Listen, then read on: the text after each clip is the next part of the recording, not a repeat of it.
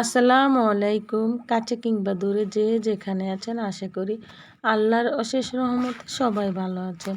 আর আলহামদুলিল্লাহ আপনাদের দোয়ায় ভালোবাসা আমিও ভালো আছি। তো আজকে আমার কথা শুনে বুঝতেছেন আমি অনেক অসুস্থ। সত্যি আমি অনেক অসুস্থ। আমার বয়সটা দিতেও যেন কষ্ট হচ্ছে। গলার অবস্থা একদমই খারাপ। তো আজকে আমি রান্না করতেছি মুরগি আর কি। তো আজকে মুরগি শুধু পেঁয়াজ দিয়ে ভুনা করব, অল্প একটু নিয়েছি আর কি। আর এখানে আমি প্রথমত পেঁয়াজ কুচি দিয়ে দিলাম, আর লেগে তেল দিলাম, এখানে আদা রসুন জিরা সব কিছু দিয়ে দিলাম।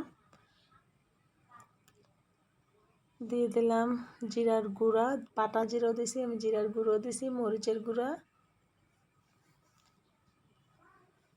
আর দেখা গেছে মুরগি তরকারি একটু জাল না হলে খাইতে ভালো লাগে না।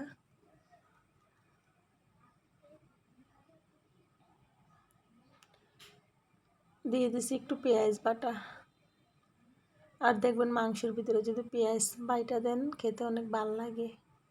তো এখানে আমার হলুদ মরিচ ধনিয়া জিরা সব কিছু আমি দিয়ে দিছি।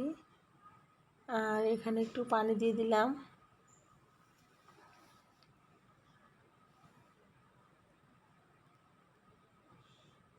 একটু ভালো করে নাড়াচাড়া করে দিলাম। মশলাটা একটু কষানো হলে তারপরে দিব মুরগিটি।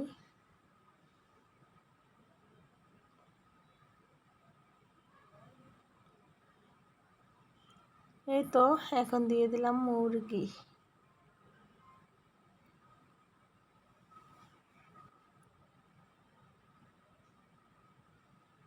আর মুরগির পিসগুলো আমি একটু বড় সাইজের কাটছি আর কি।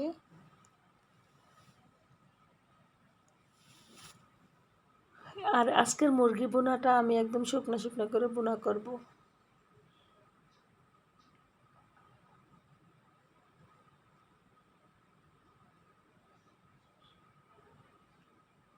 যেহেতু আমার কষানির ভিতরে যেহেতু মুরগি একদম সিদ্ধ হয়ে যায়, আর এখানে আমি এক্সট্রাভাবে কোনো জল দিব না।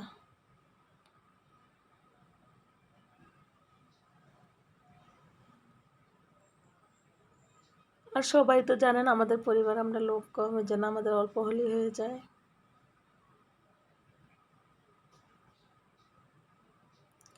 আর এভাবে না মশলা সুন্দরভাবে কষিয়ে মুরগি রান্না করলে দেখবেন মাংস থেকে তেল ছাড়লে না ওই তরকারি খাইতে অনেক ভালো লাগে।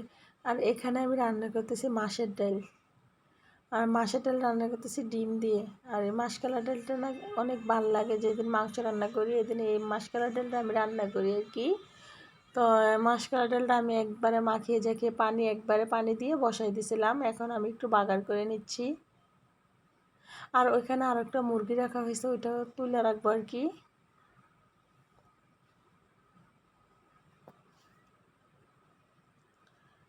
এই তো এটা বাগার করে ফেললাম।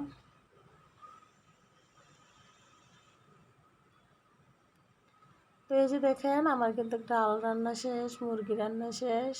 তো আমার আপুরা ভাইয়ারা সবাই ভালো থাকবেন, সুস্থ থাকবেন। আর ভিডিওতে কিন্তু একটা লাইক দিতে ভুলবেন না।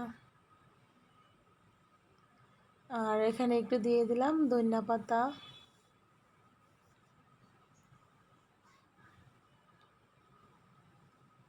আজকের রান্নাগুলো আপনাদের কাছে কেমন লাগলো অবশ্যই কমেন্টস করবেন।